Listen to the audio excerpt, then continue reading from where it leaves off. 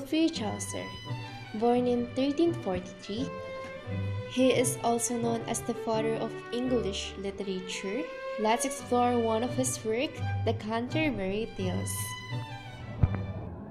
Hello everyone, I am Clarence Saga Salvador with Charis Malianes and Janica Montilla. Today we're going to talk about a very important book in English history, the Canterbury Tales by Geoffrey Chaucer. He wrote it a long time ago in the 1300s. The book is a collection of stories told by a group of people on a trip or a pilgrimage to the city of Canterbury. There are 24 stories in total and we're going to share them in the order they were told.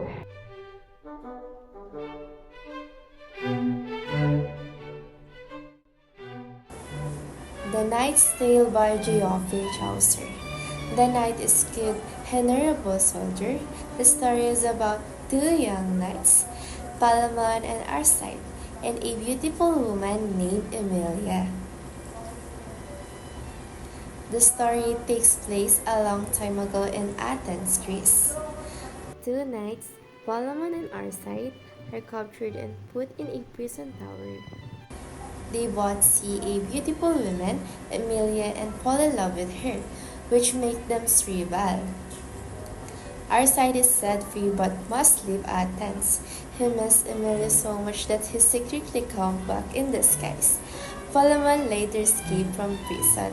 The two knights meet in a forest and decide to fight for Emilia.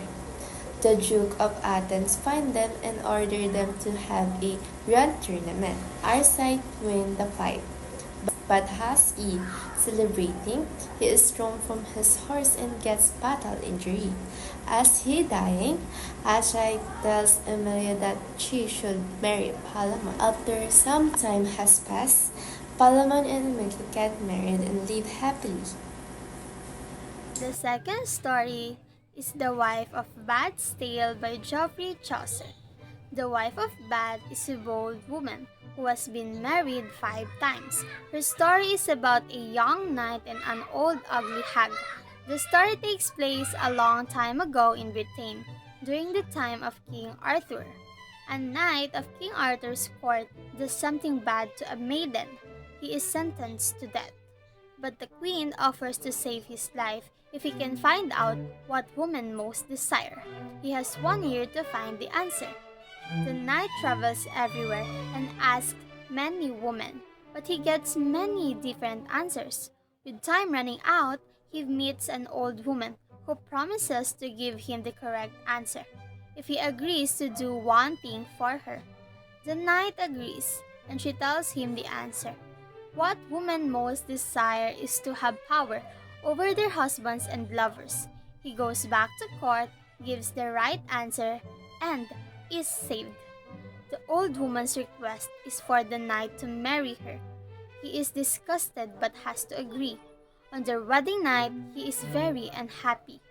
The old woman gives him a choice. She can stay old and ugly but be a faithful wife. Or she can become young and beautiful, but he won't be sure if she will be faithful. The knight gives her the power to choose for herself. Because he has given her power, she becomes both beautiful and faithful.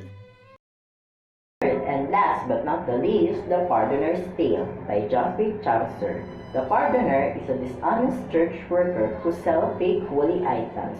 It tells a story about 3 young men who are troublemakers. The story takes place in a town of Flanders during a time when many people were dying from a disease. The story starts in 3 young men are drinking and see a coffin go by. They find out their friend died from a mysterious person called Death. They decided to go and find Death to kill him. Then an old man tells them they can find Death under a tree. They go there and find a large treasure of gold coins. They forget about killing Death and decided to sneak the gold away at night.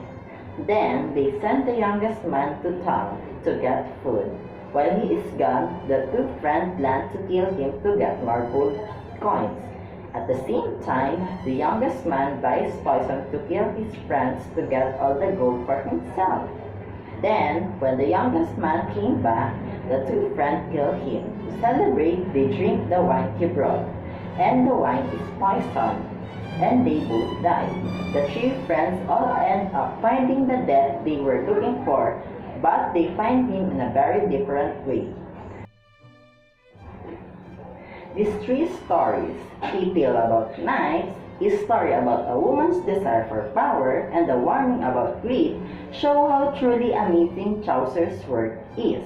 The Canterbury Tales is a deep look at human nature and a great piece of writing that helped us understand what life was like a long time ago.